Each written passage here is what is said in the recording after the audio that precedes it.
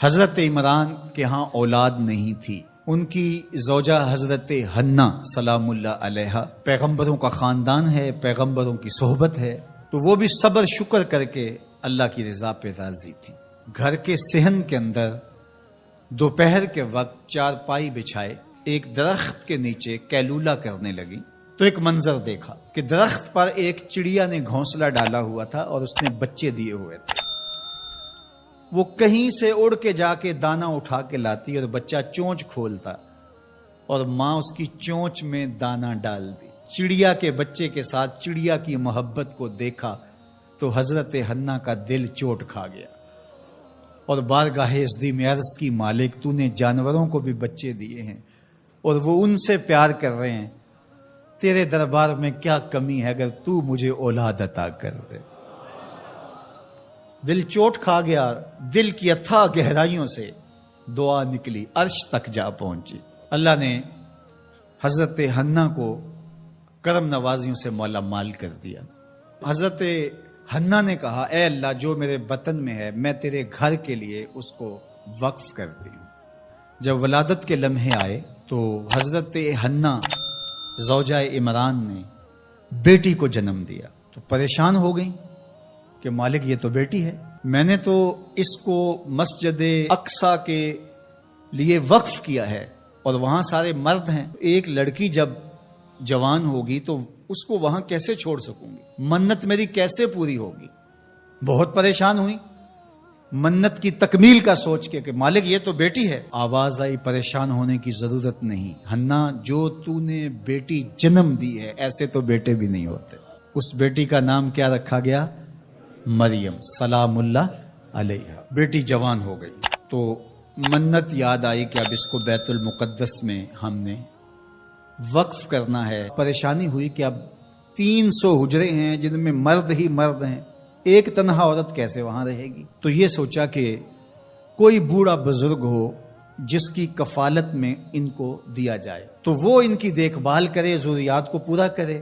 تو بہت سارے لوگ اس سعادت کے لیے تیار ہو گئے۔ پھر قرعہ ڈالا گیا، قرعہ فال نکلا حضرت زکریہ علیہ السلام کے نام۔ اللہ کے جلیل القدر پیغمبر اور رشتے میں خالو بھی لگتے تھے، کہا یہ سعادت میرے ذمہ رہی، اور چونکہ ان کے ہاں بھی اولاد نہیں تھی انہیں کہا ٹھیک ہے ہم اسے بیٹی بنا کے اس کا خیال رکھیں گے۔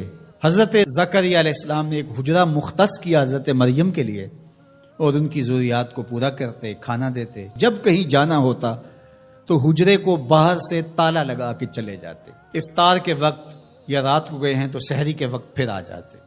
ایک دن حضرت زکریہ علیہ السلام تالا لگا کے کہیں گئے کام، واپس آتے ہوئے دیر ہو گئی اور افطار کے لمحے گزر گئے، بہت پریشان ہوئے تو خیر سامان لے کے تیزی سے پہنچے اور آ کے دروازہ کھولا، وجد عندہا رزقا، تو دیکھا بے موسم پھل پڑے ہوئے ہیں۔ حیرت تو یہ تھی کہ پھل ہیں، دروازہ مقفل ہے، باہر سے کوئی اندر نہیں جا سکتا، اندر سے کوئی باہر نہیں آ سکتا، پھل کیسے آئے؟ پہلی حیرت تو یہ، پھر پھل بھی بے موسم۔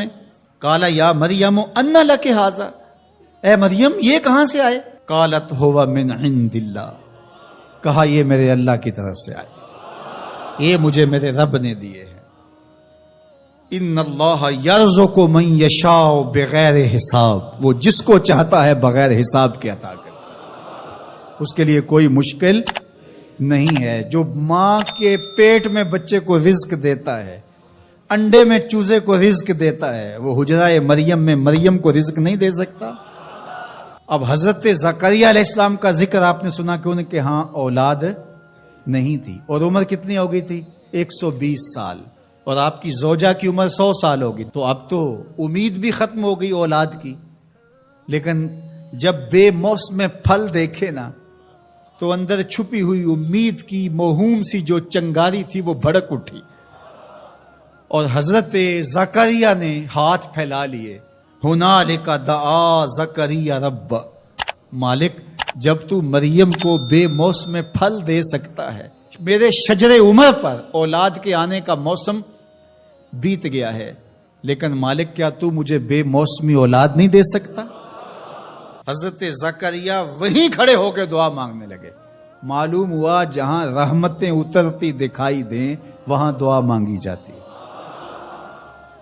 ہم جب اللہ والوں کی قربت میں جا کے اللہ سے دعا مانگتے ہیں تو کچھ لوگ معترض ہوتے ہیں کہ اللہ تو ہر جگہ موجود ہے، یہاں کیوں مانگ رہے ہو؟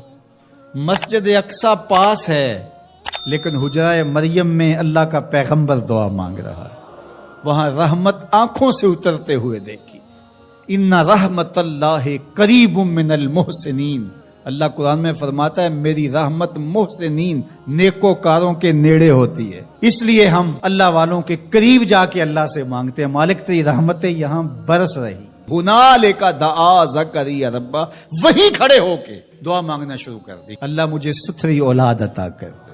پھر کیا ہوا کہ کہا گیا یہاں دعا کیوں مانگ رہے ہو، میرے گھر میں آؤ۔ کہا گیا نبی ہو کے ولیہ کے حجرے میں دعا مانگ رہے ہو، تمہیں کچھ نہیں دیا جائے گا؟ نہیں، سنو قرآن سنو، فنادتہ الملائکہ، فرشتے آ کے پکار کرنے لگے۔ کب؟ وَهُوَ قَائِمٌ يُصَلِّي فِي الْمِحْرَابِ، وہ حجرے میں کھڑے ابھی دعائیں مانگ ہی رہے تھے، فرشتوں نے آ کے ندا دی کیا؟ ان اللہ یبشرک بیحییٰ، اے زکریا تمہیں مبارک ہو، ہم تمہیں یحییٰ عطا فرمائیں گے۔ اولاد مانگی ہے تو یحییٰ ملے گا، لیکن اکیلی اولاد نہیں مانگی، ذریۃً طیبہ، ستھری اولاد مانگی ہے، پاک اولاد مانگی ہے۔ تو مصدقا بکلمۃ من اللہ وسیدا وحصورا ونبیا من الصالحین، جو بیٹا دینے والے ہیں وہ کلمت اللہ کی تصدیق کرنے والا ہوگا، سردار ہوگا، عورتوں سے الگ رہنے والا ہوگا اور پیغمبر ہوگا۔